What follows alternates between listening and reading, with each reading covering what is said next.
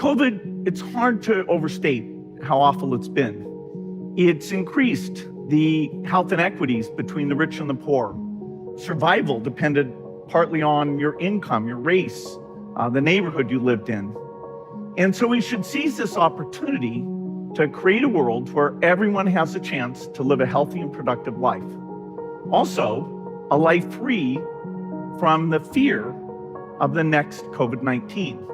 When I was on the stage in 2015, I was one of many people who said we weren't ready and we needed to get ready. We didn't. The speech actually was watched by a lot of people, but 90% of the views were after it was too late. So now I hope the need is clear. And of course, we've learned a lot. During this pandemic, a lot of things worked well, a lot of things didn't work well. And so we have all that knowledge to build a prevention system. COVID-19 can be the last pandemic if we take the right steps. So how? What are these steps? Well, let's go back and look at what the Romans did.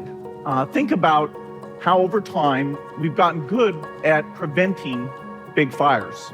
Fire prevention is kind of this pervasive thing. It's well-funded, it's well understood. If an alarm went off right now, everyone here would know we're supposed to calmly gather, go out and wait instructions. We'd know that help would be on the way because we have lots of trained firefighters who practice. The United States alone has 370,000 full-time firefighters. We have those resources.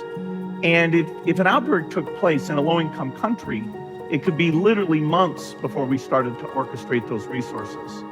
So despite what you see in movies, there is no group of experts standing by to prevent this disaster. So we have to create a new team. I believe we should create what I call the GERM team. GERM stands for Global Epidemic Response and Mobilization. This group is full-time. Their only priority is pandemic prevention. It's made up of a diverse set of specialists with a lot of different realms of expertise: epidemiologists, data scientists, logistics experts. And it's not just, this won't be cheap, but it'll save lives and even it'll save money in the long run. It's like an insurance policy. The cost to prevent the next pandemic will be tens of billions of dollars. But let's compare that to what we just went through. The IMF estimates that COVID has cost nearly $14 trillion. And so we need to spend billions in order to save trillions. And here's the best part of this. Even when we're not having an outbreak, these investments, like the Lamira, those new vaccines, they will make people healthier. They'll shrink the gap, the health equity gap, which is gigantic, between rich and poor countries. For example, we can detect more HIV cases and do a better job of treatment. We can reduce deaths from malaria. We can get more people high quality care. And so this is not just a downer about how to stop things from getting worse, but also a chance to make things better. If we take the right steps, we can make COVID-19 the last pandemic, and we can build a healthier, more equitable world for everyone. Thank you.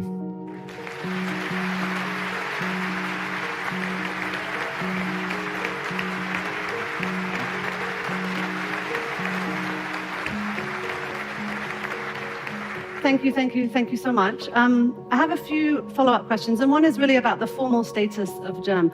So you mentioned this would cost $1 billion. You mentioned it comes through the WHO, but exactly, like, who's running this? How does this work? How do we make this happen? Well, GERM does not exist. It's a proposal I'm putting forward that hopefully over the next year, while the pain of the pandemic is still clear in people's minds, we'll get a global consensus. The rich world governments will have to step up like they do with all aid things and come up with that money. The way the personnel systems works so that it's under WHO, but a really top-notch team. There'll be a lot of debate about how to do that well. So, I'm putting it forward. And